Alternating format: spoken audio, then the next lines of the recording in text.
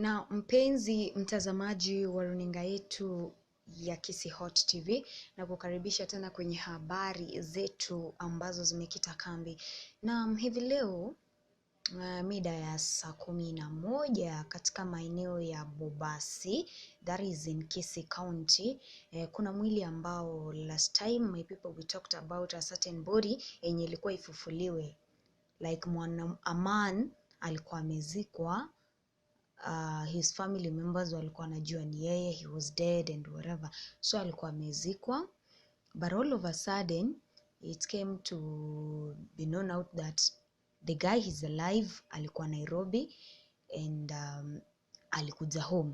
So according to the kimila ya Kisii, they said watatoa mwili but sanduku ibaki, wachome sanduku and then wachinje mbuzi. So you people, I think most of the people wanasemanga eti Wakisii wanakula watu, Wakisii wanafufua mili. Now I want you to say this video and tell me, tunakula sasa? Because according to how it was said, ni Wakisii hawakuli watu. And again, mwili wakati ulitolewa, the body was fresh. Haikuwa imeoza, by the way, they said haikuwa imeoza. Sanduku ndio ilikuwa imeanza kuwa like, ilikuwa imeanza kuharibika, but not that much.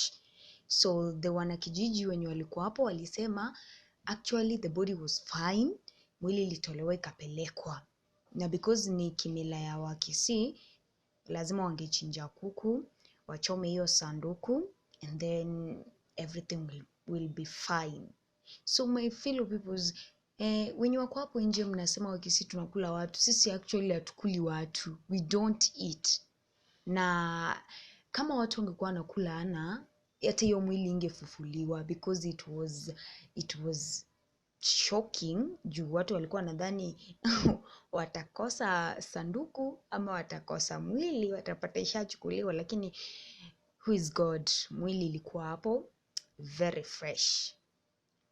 So I want you to see this video and listen to how some of the people of that village were saying, and then make sure you subscribe. Don't forget to share, like. Kwa majina naitwa Tom Mogusu Abineri, na hapa kijiji yetu ni Bondonya Nyaboterere. Tunaona furaha kubwa kwa kutolewa hii mwili chini, unarudishwa Nairobi, sasa iko njiani kuelekea Nairobi. Kwa hiyo watu wetu yote wale walitotolea mchango, tunashukuru, ni asante.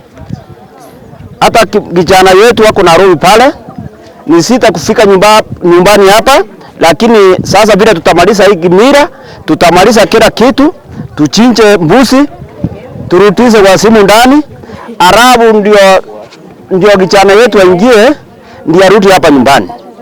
Kwa hiyo wale wa kabila ngine wanatuharibia China. Usituharibie China ati Wakisii ni wachawi. Wakisii sisi tu wachawi.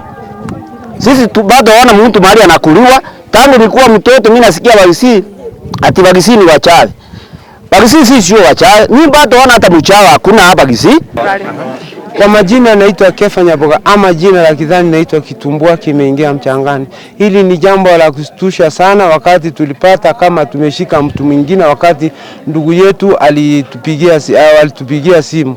Na ni jambo la kuudhi ama la kufurahisha wakati tulipata kama hako hai. Sasa huu mwili sasa umefufuliwa na umehenda. Tunashukuru serikali, ingawaje tumekaa hapa kwa mateso mengi kwa zaidi ya miezi 2 kama huu mwili uko hapa chini, lakini tunashukuru serikali. Hata pia tunashukuru vyombo vya habari kwa bayana kuonyesha eti wamekuwa na upendo kwetu, wametuletea mambo mengi mazuri kupitia hapa. Tunawashukuru. Pia tunashukuru tunashukuru serikali, na pia tunashukuru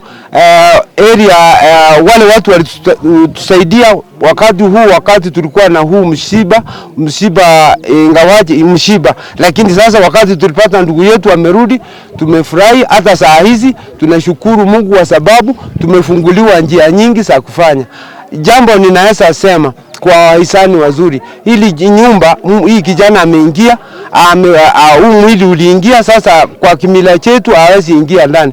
Tunaomba waizani watusaidie huu mwili, watusaidie kujenga hili nyumba, ndiposa huyu kijana na yeye pia harejee hapa nyumbani, akuje kutekeleza mambo yake na pia aungane na familia yake, kwa sababu hata sisi wenyewe tunafuraha, lakini sasa hatujawahi kumwona kijana. Karibu nyumbani, tunakukaribisha kwa mikono miwili, na wale walipoteza huu mwili umepelekwa, na nyinyi mtafuteni makafani ile ya City moja, muone kama mwili wenu mtapata. Asanti kutoka sehemu za Nyabaterere, Kisii. Jina langu naitwa Kitumbua kimeingia mchangani. Kwa majina naitwa Miriam Nyaboko Njoke hapa Nyabaterere. Watu wengi wanasema ati sisi wa Kisii tunakula nyama ya mtu, lakini hatukuli nyama ya mtu.